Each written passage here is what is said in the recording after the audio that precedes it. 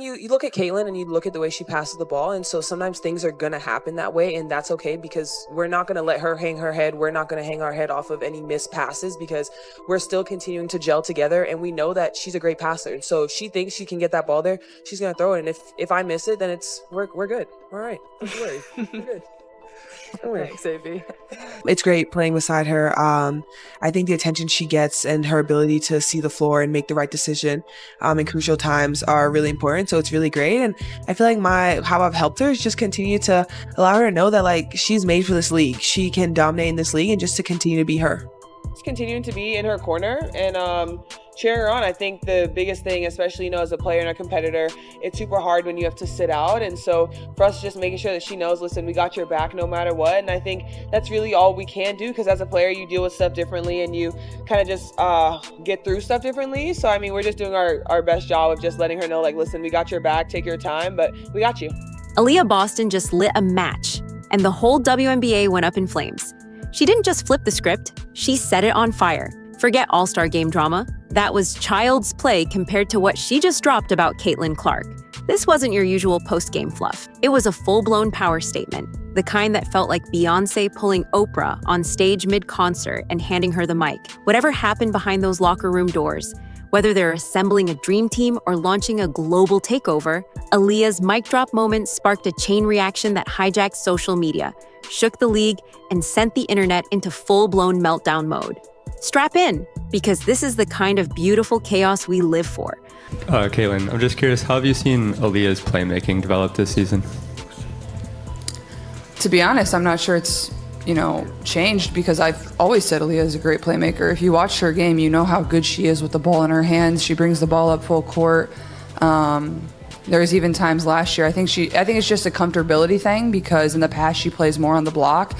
And then since coming into the league, she's kind of played a little bit more in the perimeter. And now with the offense that we run with Steph, I think just having the ball in her hands and really orchestrating that, especially if I'm getting picked up 94 feet or the other team's pressing, like we feel very comfortable giving Aaliyah the ball to bring it up full court. So Aaliyah Boston isn't just dominating on the court. She's out here dishing out high vibes like she's Oprah with a stack of stimulus checks.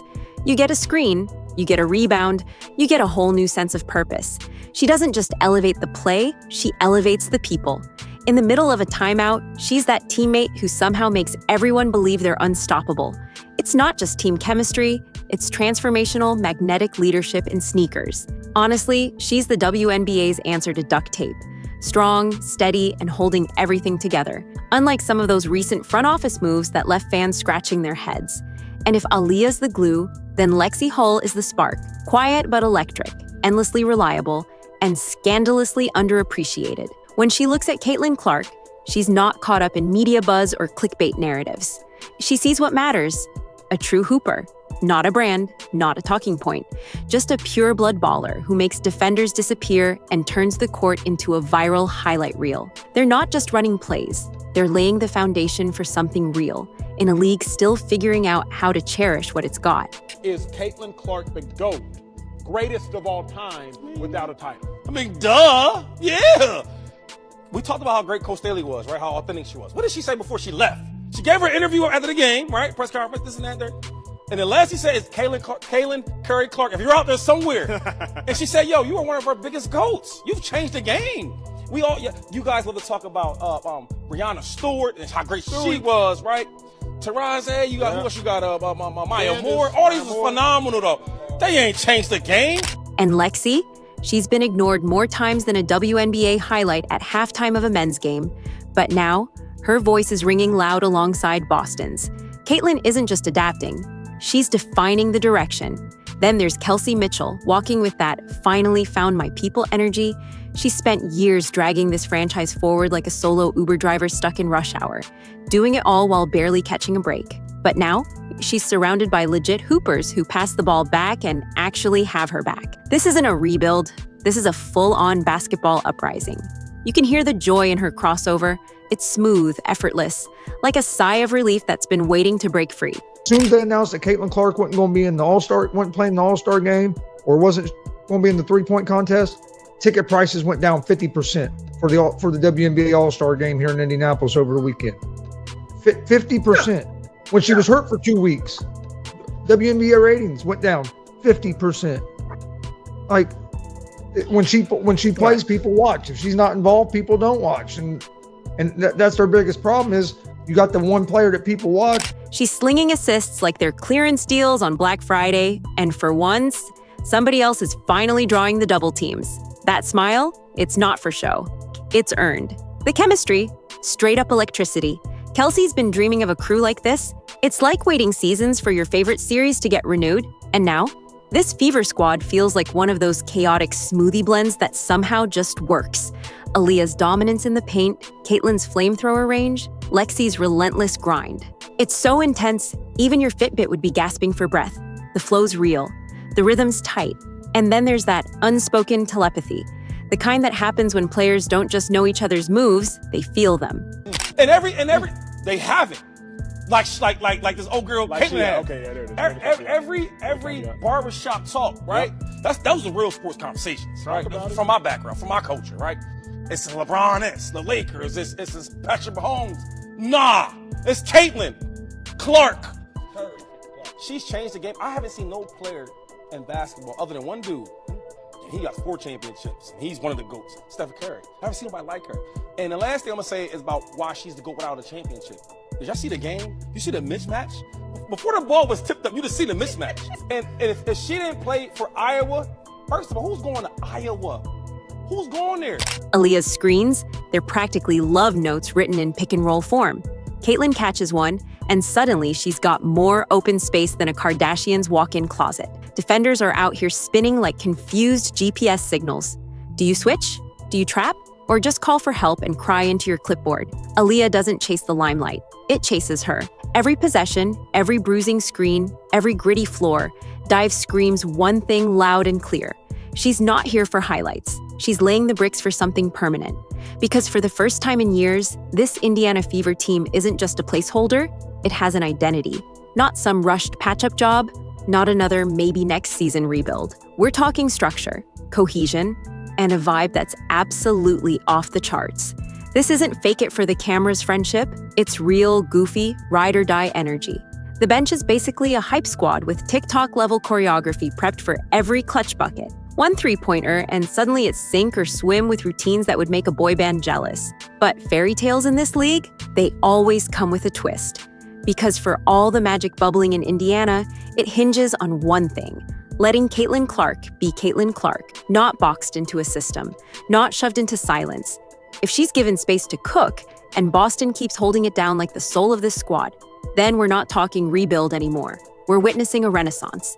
And that means someone at League HQ needs to stop treating the officiating manual like it's some experimental fan fiction. Sure, Caitlyn pulling eyeballs is great for ratings, but not when she's also pulling elbows to the ribs, blindside hip checks, and off-ball screens that feel one suplex away from WrestleMania. Tough defense, yes. Blatant assaults, absolutely not. Let her play without needing a helmet and a hospital wristband. Protecting stars isn't favoritism, it's smart business. You don't park a Ferrari in a demolition derby. Let the girl hoop. Let her dance with the ball like she's got rhythm and something to prove. Let her see the floor without flinching, without wondering if her next highlight is about to end in a foul so brutal it belongs in a blooper reel. This isn't just about protecting Caitlyn, it's about unlocking what this team could be.